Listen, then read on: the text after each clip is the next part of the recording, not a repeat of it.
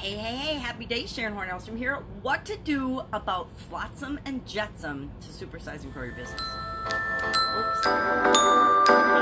That would be step one. Step two, know what the heck Flotsam and Jetsam even is. Do you know? I didn't know. This was a really fun one for me today. I'm sharing idioms to be more open-minded, to learn more, and to look at things from a different perspective so that I can do a better job growing and building my business. And I thought, if I'm doing this, why not share it with you? So Flotsam and Jetsam is the one I randomly picked today, and I picked it primarily because I had no idea until I read the explanation, of course, what Flotsam and Jetsam even are. Flotsam and Jetsam, both words date back to the early 1500s when, of course, ships were the main mode of travel. And flotsam is the debris and any stuff floating in the water or that washes ashore after a shipwreck. Jetsam was anything thrown overboard and floating in the water to lighten the load of a ship that was in danger of sinking.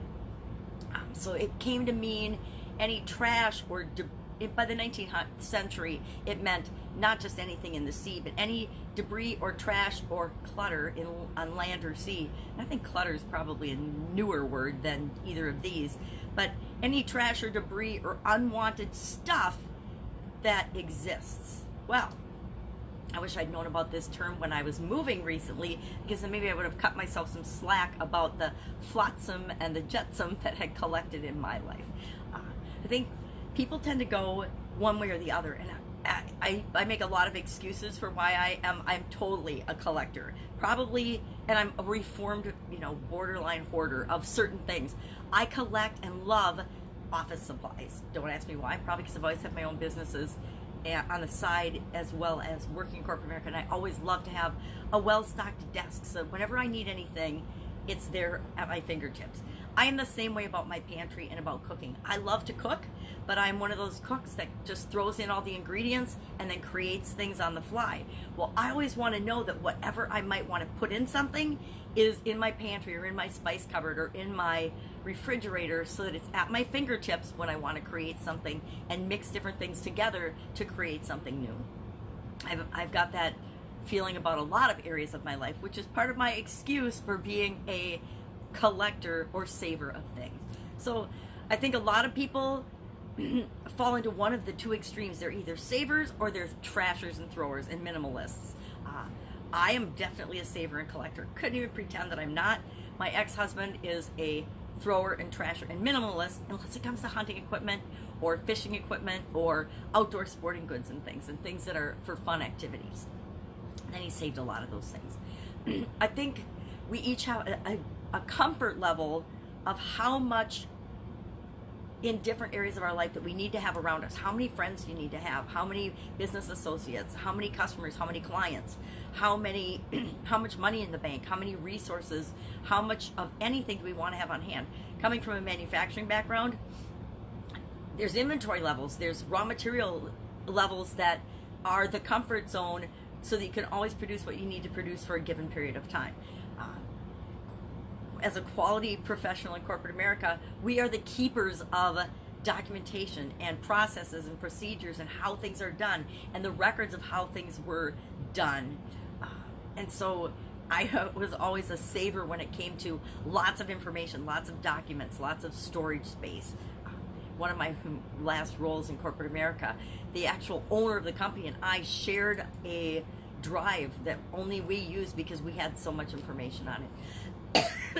Him because it was all private and confidential. Me because I had so much I couldn't share with anybody else. We had our own dedicated server. That's a computer server, just because the amounts of information. So what does Flotsam and Jetsam have to do with you growing and supersizing your business? Well, it's like anything else. I recommend that at least on an annual basis, if not on a more regular basis, you look at what's going on in your organization and ask yourself if the level of resources or spending or number of customers or processes and procedures that you're using makes sense. Do you have the right levels of inventory? Do you have the right amount of office supplies? Do you have the right vendors and processes in place to make sure that you always have a steady stream of what you need to create and serve your customers well. Do you have enough customers coming in? Do you have a comfort level for that? And if not, what is your process for attracting more customers to your business? And are there things in your business that you can jettison, that you can get rid of, that you can slough off, that are no longer providing value or serving your business? Now, you can slough off things, even customers in business, to your competition and feel good about that. As long as you can find someone else that's serving people that you no longer want to serve, that is a good way to, now I don't want to call past customers or customers that aren't your ideal clients flotsam or jetsam, but sometimes we need to do that. We need to ask ourselves, am I serving the right customers? That's probably one of the hardest decisions that you'll ever make in your business.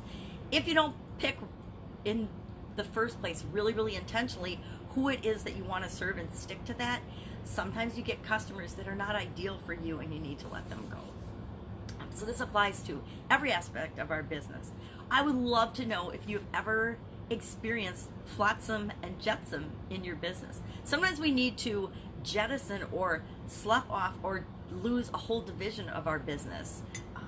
This can apply to letting people go that aren't a great fit for our business as well. So it's fun when I find something I've never heard before and I think of all the different ways it can apply to our lives and to our businesses. Love to know what you think about this. I can help you in any way. Hit me up in the comments below. Otherwise, I will be with you tomorrow with another interesting idiom. Where does it come from? What does it mean? How might it be affecting us? And how can you use it to grow and build your business? Have a great day.